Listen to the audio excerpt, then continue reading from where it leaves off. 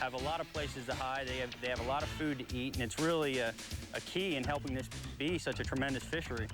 Patchy grass is that's what this lake's all about. This is the Eurasian milfoil that we typically are dealing with, and that's the most prolific weed on the lake right now. You've got your milfoil right in here on the bank. Then out in front of your milfoil, you've got this coontail right here, and these fish are in the coontail.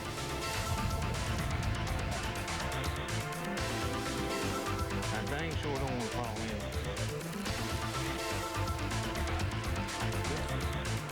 Thank you. That right there will work.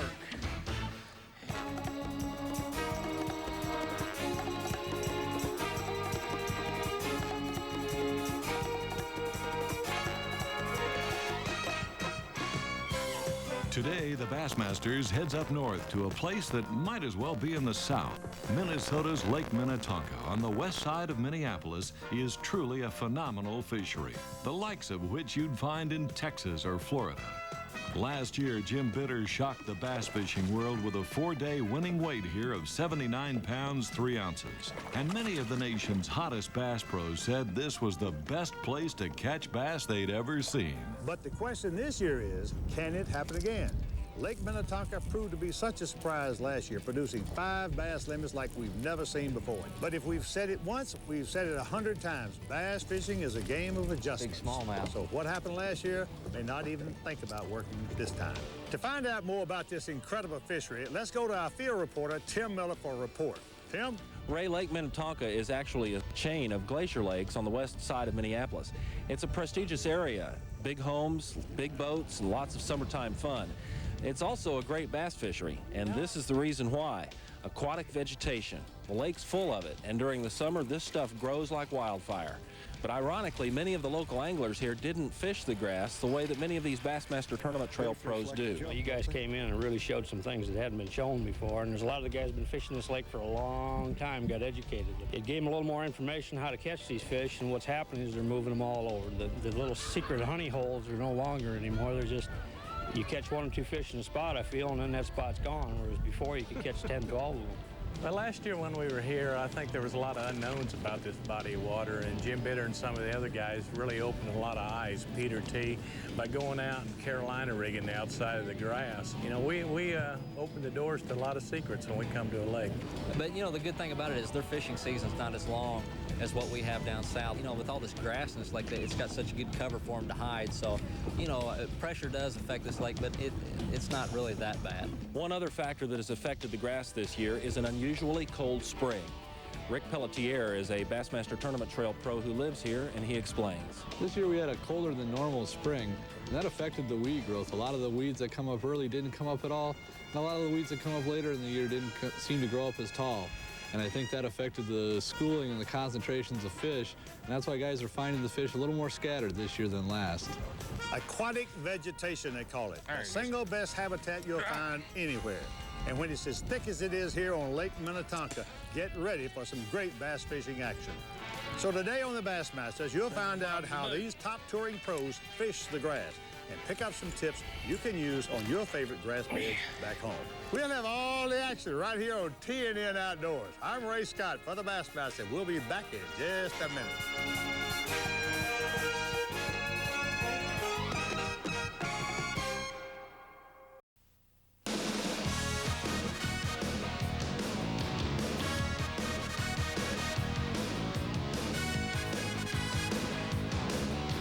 Wayzata, Minnesota, Lake Minnetonka, and the kickoff event of the 1996-97 $4 million Bassmaster Tournament Trail season.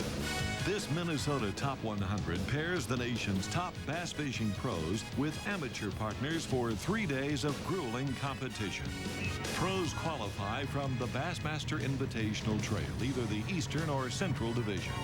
But the Top 100 Trail is the world's premier fishing circuit. For one thing, by season's end, the top 25 pros from here go on to the Bassmasters Classic, the Super Bowl of bass fishing. Also, the annual Bass Angler of the Year title goes to the top finishing pro from this trail. Many people wonder about the top 100 tournament trail. These are the top 100 pros from the previous year. And these 6 tournaments we conduct, including this one here in Minnesota, the top man in every tournament receives 100 points. And then the second place man in each tournament takes home 99 points and so forth right on down. Now, at the end of the year, the pros, the 25 pros who have the most accumulated points, go forth to the Bassmaster Classic. And the man who receives the most points in total throughout the entire year is declared Angler of the Year. And that's a distinction everybody wishes for. It's not just one lucky tournament or one lucky fish. It's the performance of 6 tournaments throughout the year. The pros plunk down a $1,500 entry fee. They control the boat and pick all the fishing water. The winner gets $24,000 cash, plus a fully equipped Ranger OMC bass rig. Amateurs pay $400 for 3 days in the boat with the nation's best bass anglers. The top amateur gets a Ranger OMC rig valued at $20,000. Pros like Pete Glusig know the key to Lake Minnetonka is grass.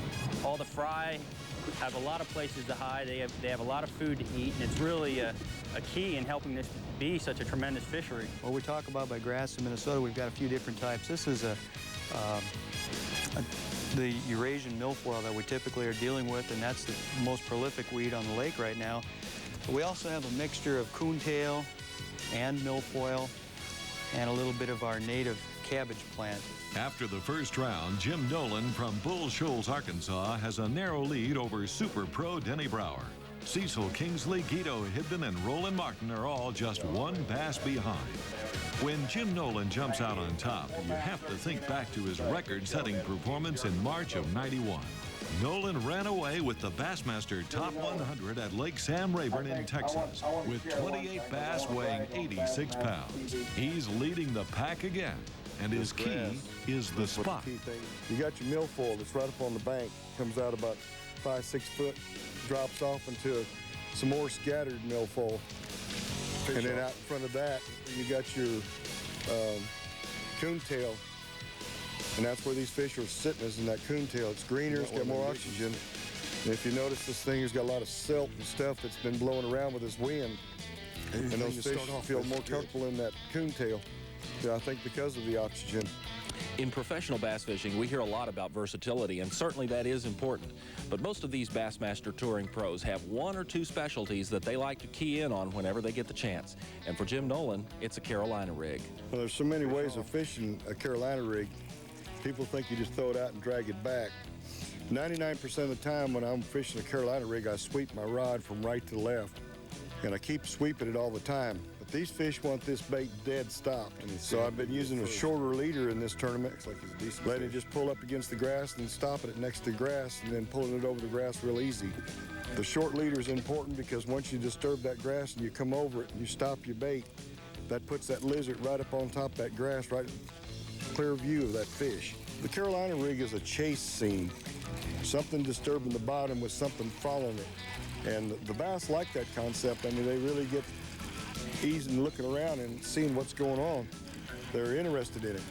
And once they see what they want and what they like, then you get bit. Take a note from Jimmy Nolan. Watch for different kinds of grass in the same area.